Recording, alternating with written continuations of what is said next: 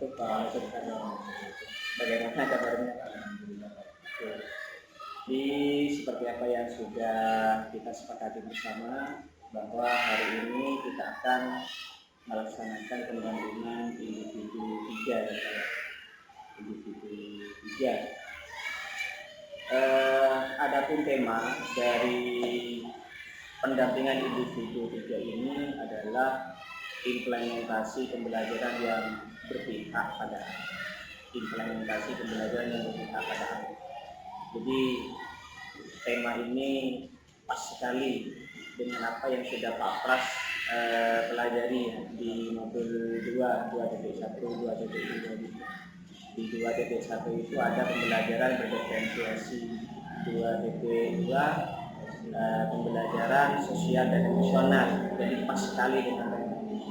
Jadi bagaimana nanti Pak Pras itu bisa mengimplementasi, betul-betul bisa mengimplementasikan pembelajaran yang berkaitan. Nah, adapun fokus dari pendampingan individu 3 ini, Pak, yang pertama Pak Pras dengan saya nanti akan bersama-sama untuk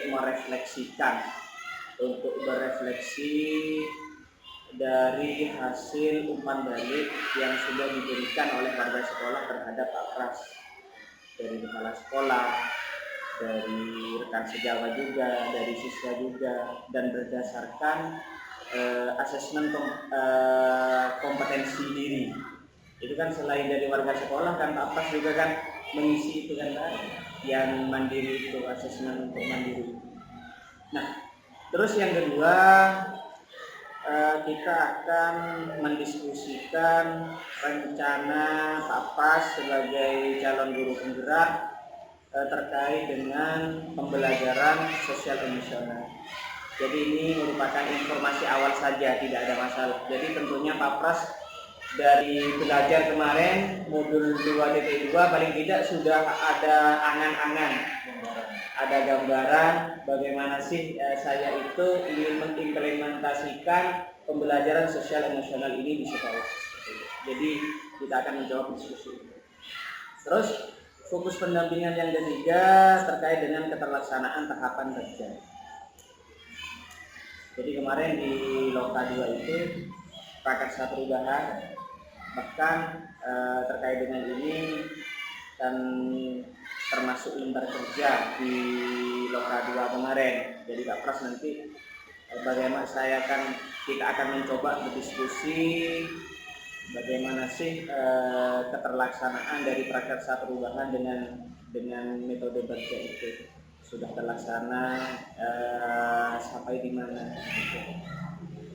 Nah, baik Pak Pras, mari kita awali pendampingan individu 3 ini. Yang pertama terkait dengan hasil umpan balik yang diberikan oleh warga sekolah, apakah sudah di LMS? Sudah ya, hasil refleksinya ya. Jadi refleksi itu bukan refleksinya Pak Pras. Refleksinya Pak Pras memang akan tetapi berdasarkan umpan balik. Iya, dari warga sekolah penilaiannya seperti apa. Jadi beda dengan refleksi yang kita mencoba menilai diri sendiri. Tapi itu merupakan refleksi diri tapi berdasarkan penilaian orang lain gitu. Jadi sudah. Nah, terus apa yang sudah dilakukan Pak Pras itu selama 1 bulan terakhir ini Pak dalam pendidikan guru penggerak angkatan 7 ini Pak, utamanya di LMS, apa yang sudah Pak Pras lakukan? Ini Pak yang sudah saya lakukan karena sesuai juga di modul 2.1 pembelajaran berdiferensiasi, jadi saya mencoba menerapkan ilmu yang saya dapatkan Pak. Contohnya dipembelajarkan di kelas 4 sekarang, jadi di situ ada permainan bola besar. Nah, saya mencoba menuju alur pertama di diagnostik, siswa sukanya apa, enggaknya apa, misalnya ada yang membaca atau ada yang suka berkarya atau dengan visualnya atau menulisnya. Jadi saya mencoba beberapa. Tapi sementara saya tidak membuat angket, hanya saja saya bertanya secara lisan lah ya. secara lisan. Jadi yang suka membaca saya kumpulkan Pak. Kemudian yang suka berkarya, contohnya proyek, saya kumpulkan, dan yang suka melihat atau yang menulis saya kumpulkan. Jadi sementara sejauh ini saya menerapkan seperti itu. Nah, terima kasih Pak Pras. Jadi apa yang disampaikan oleh Pak Pras barusan, jadi Pak Pras itu sudah mulai mengimplementasikan ilmu-ilmunya yang dipelajari secara daring bersama Pak Thomas, utamanya pembelajaran metode diferensiasi. Jadi saya sangat mengapresiasi hal itu karena bagaimanapun nanti paling tidak ilmu yang sudah Pak Pras itu timba, belajar yang Pak Pras itu pelajari melalui belajar secara daring, bagaimana nanti bisa diimplementasikan di sekolah. Yang selanjutnya terkait dengan refleksi hasil survei umpan dan asesmen mandiri. Menurut Pak Pras itu berdasarkan hasil penilaian dari kepala sekolah, dari guru, dari siswa itu, bagaimana menurut mereka, apa yang kurang baik dan perlu ditingkatkan menurut mereka terkait dengan kompetensinya Pak Pras sebagai pendidik di SDN atau Sebelumnya Pak, saya bertanya Pak, langsung jadi satu kesimpulannya Pak berdasarkan tugas. Nah, coba dari kepala sekolah dulu Pak.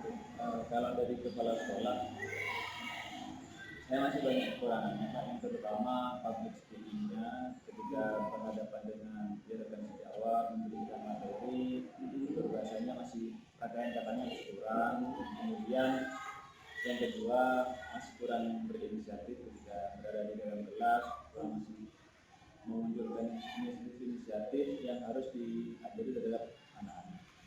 Coba.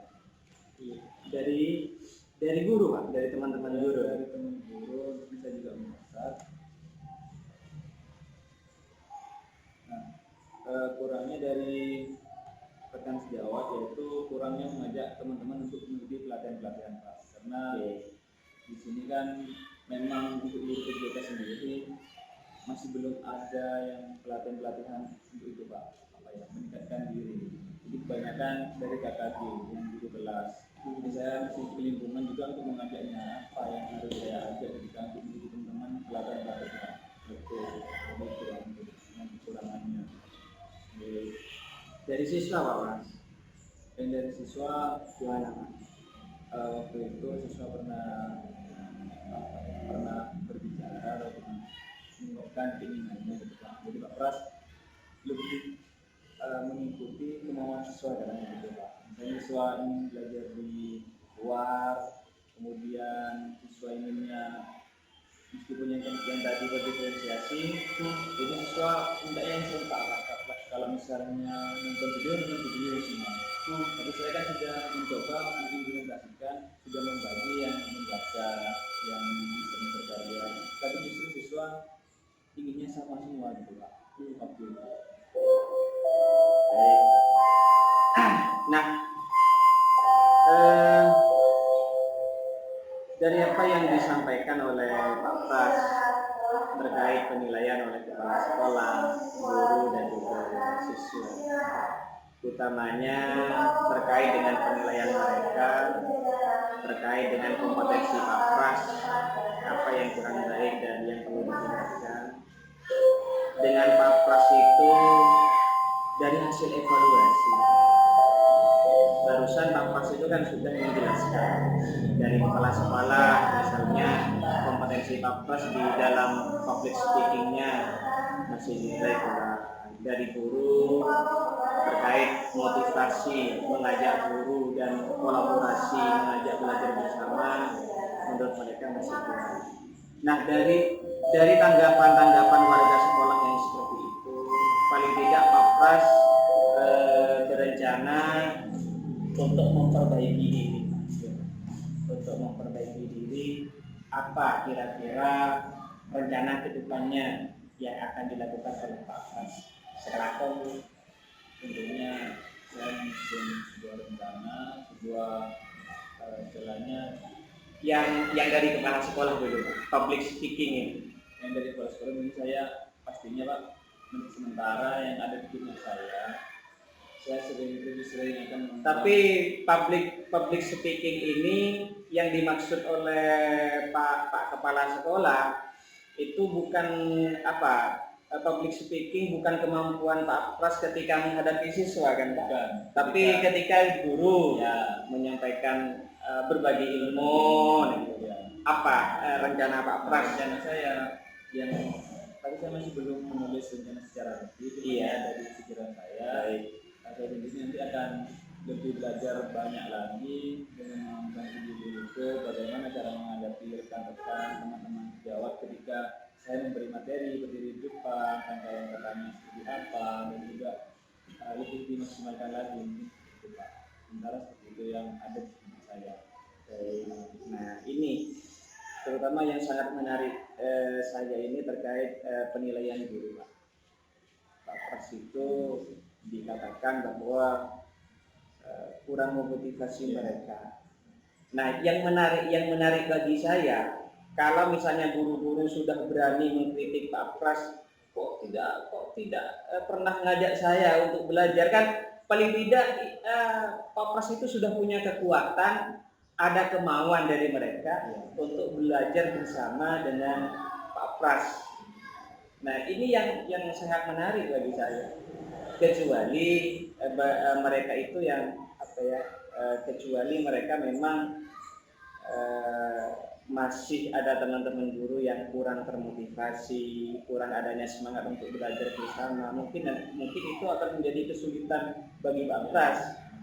Nah, jadi guru ini melalui umpan balik mereka tentunya sudah mengajak Pak Pras ini untuk berkolaborasi untuk belajar bersama. Apa rencana ke depannya, Pak? Untuk rencana ke depannya? Iya.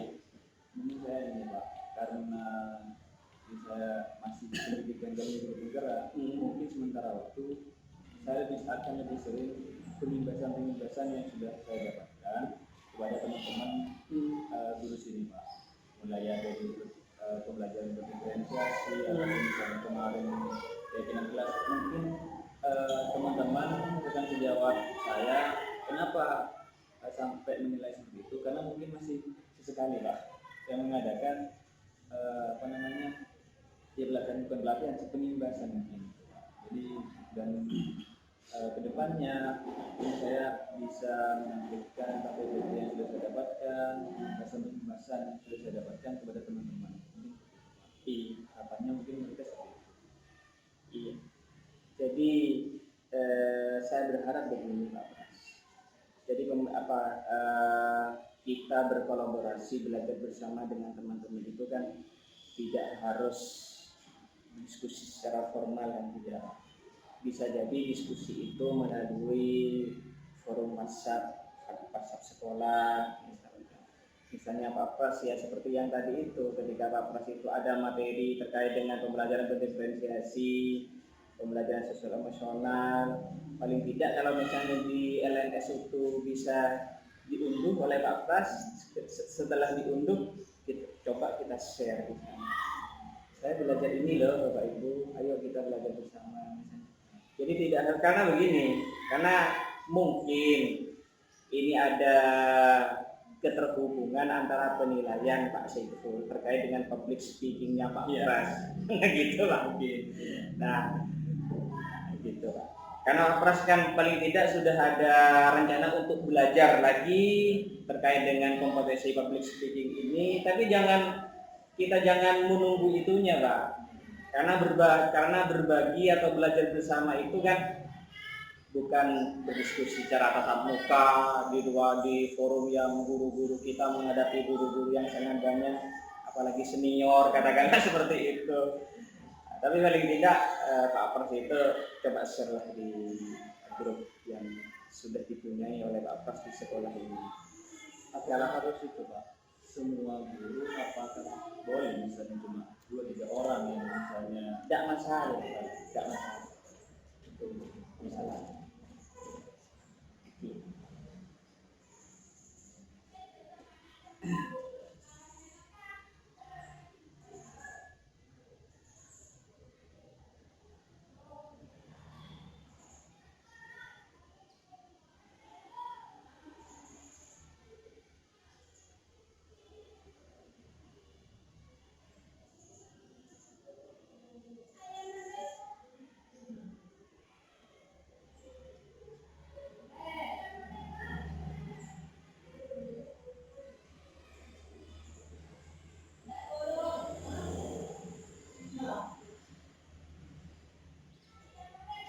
Masalah.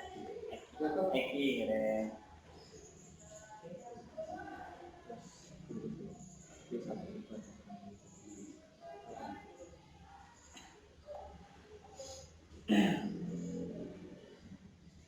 Jadi tidak harus pas. Jadi karena public speaking ini memang kendalanya kita grogi atau apa misalnya. Mungkin karena kita menghadapi senior yang memang kita nilai kompetensinya memang lebih tinggi dari kita. Ya paling tidak Pak Pras itu menganggap apa ya, kita belajar bersama. Bukan saya yang mengajar, tapi kita belajar bersama kan gitu. Dan tidak harus kita berhadapan atau apa. Bisa kita berhadapan, kita apa ya? Kita bisa berhadapan karena ini dalam rangka kita belajar public speaking ini. Pak Pras itu pilih saja guru-guru yang akrab di sini. Kan Pak Pras itu akan lebih enak berbicaranya, ngomongnya. Kita perbanyak latihan di sana. Apalagi ini terkait dengan ini yang menarik lagi Pak Pras, terkait dengan keyakinan kelas. Bagaimana terkait dengan pelaksanaan di sekolah ini, terkait dengan keyakinan kelas. Jadi Pak Pras kemarin itu kan sudah diseminasi budaya positif, termasuk di dalamnya pembentukan keyakinan kelas. Bagaimana penerapannya di sekolah? Apakah setiap kelas, utamanya wali kelas, apakah sudah membuat keyakinan kelas bersama siswa? Apalagi di sini ini kan termasuk sekolah penggerak ya Pak? Iya. Coba. Jadi kebetulan di sini memang masih belum semuanya. Cuma ada beberapa kelas yang sudah saya ambil, yang sudah saya belajar bersama. Nanti saya akan bertahap karena kalau semua sepertinya masih kesulitan besar. Ya itu tadi ada yang senior, jadi seolah-olah itu sudah terserah sampean deh gitu. Jadi saya masih sementara sudah sempat dan juga ada kelas 1 Pak, belum semua. Jadi yang saya sudah bekerjasama dengan guru kelas tersebut, jadi membuat peraturan dan nanti dipilih dari peraturan tersebut mana yang positif, ya. Kemudian nanti dijadikan keyakinan kelas terhadap siswa-siswa di kelas tersebut. Alhamdulillah sudah mulai berjalan, anak-anak juga mulai sadar. Misalnya dari hal kecil yang buang sampah tersebut itu kan paling itu paling sepele tapi berakibat sangat besar terhadap anak. Iya Pak Pras. Ini kembali lagi ke yang kolaborasi, guru-guru mengajak kolaborasi. Jadi Pak Pras itu tidak harus jadi pemateri menurut saya. Misalnya di PNM itu kan ada belajar mandirinya juga. Misalnya materi kurikulum merdeka, misalnya pembuatan modul ajar, ya paling tidak Pak Pras itu mengajak teman-teman untuk menonton video, menyimak video yang ada di platform Merdeka Mengajar itu, terus kita bersama-sama untuk seperti kita itu loh Pak. Kan ada belajar mandiri di LMS itu kan. Ada belajar mandiri, ada setelah mandiri eksplorasi konsep ya. Di eksplorasi konsep itu kan materi di sana. Baru setelah itu ada ruang kolaborasi. Baru di sana itu kita diskusi dari hasil apa yang sudah dipelajari. Eh,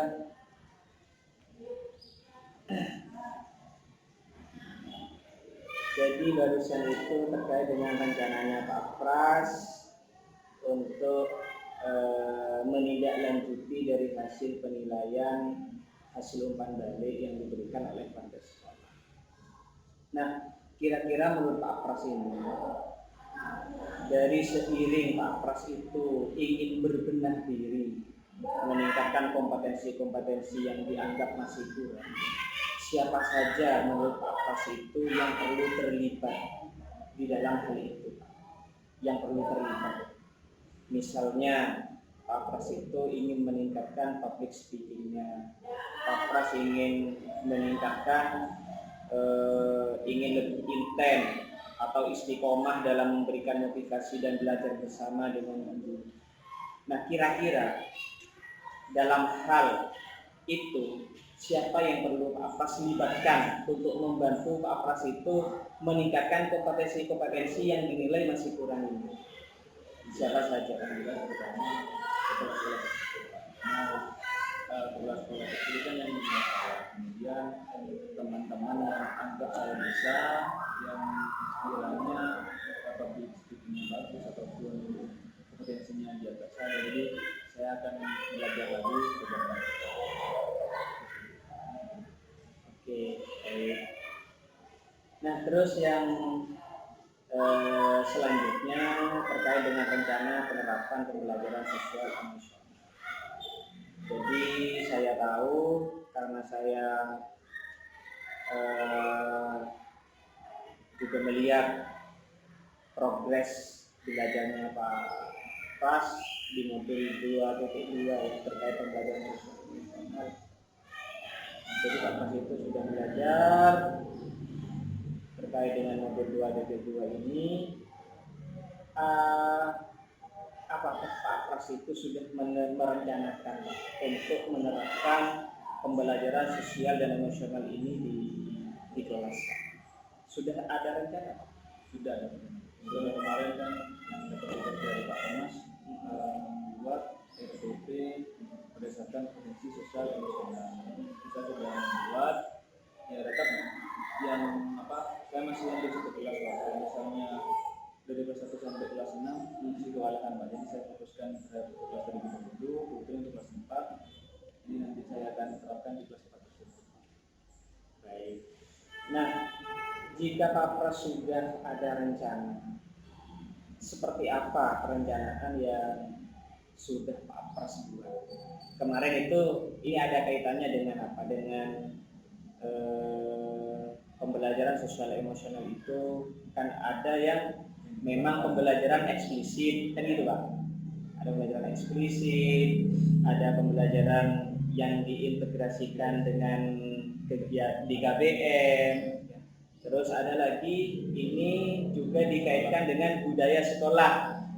Nah, dari ketiga cara itu, bagaimana, seperti apa perencanaan yang sudah Pak Pras kira-kira nih, seperti apa perencanaan itu Pak? Apakah lebih mau diintegrasikan ke KBM pada saat Pak Pras itu mengajar olahraga, saya lebih ke sini, saya lebih ke pembelajaran eksplisit misalnya, bagaimana menurut Pak? Integrasi yang akademik itu Pak. Jadi pembelajaran tersebut saya disipkan, belum dikembangkan. Jadi itu ada yang dilakukan guru dan yang dikatakan guru. Saya disipkan di mana ketika pembelajaran ketika pembelajaran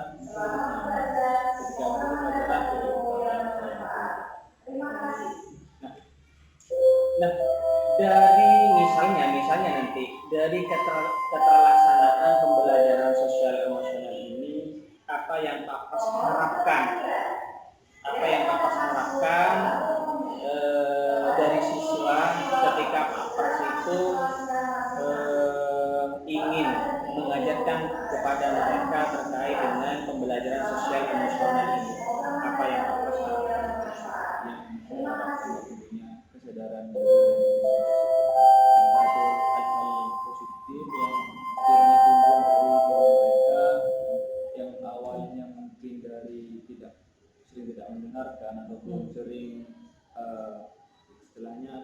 fokus sendiri. Iya. Nanti saya harapkan anak-anak lebih berkonsentrasi dalam pembelajaran. Iya.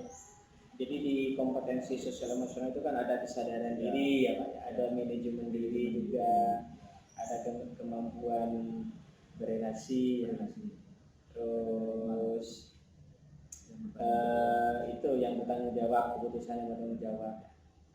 Baik, terima kasih Pak Pras.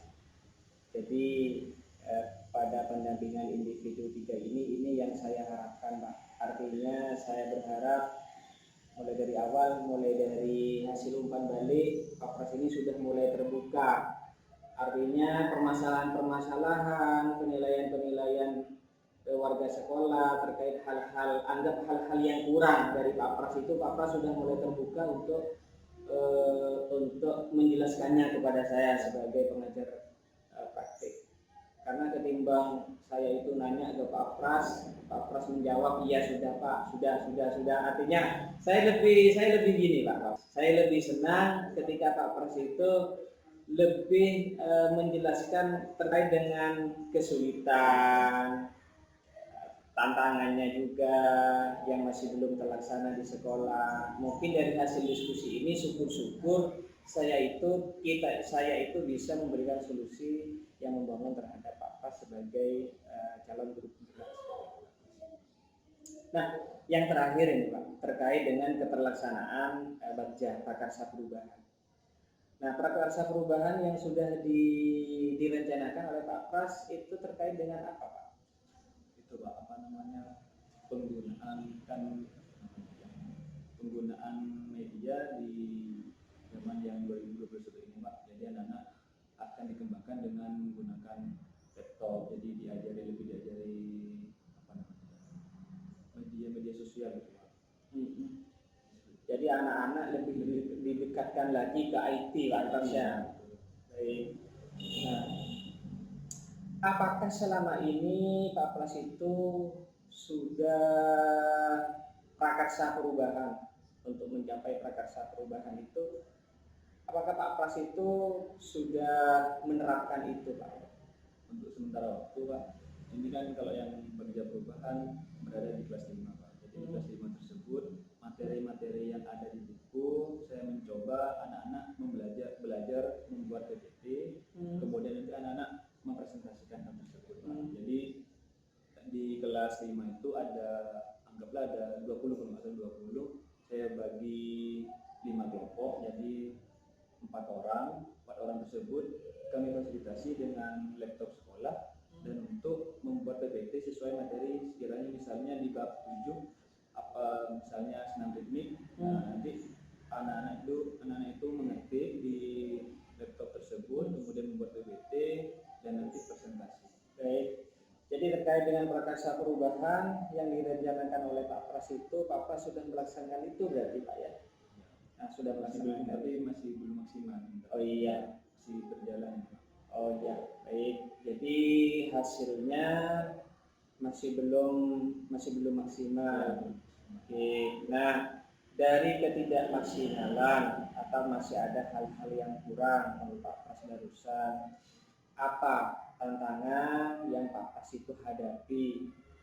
Kok prakarsa perubahan saya ini kok belum maksimal? Apa menurut Pak Pras itu tantangan atau kesulitannya apa Pak?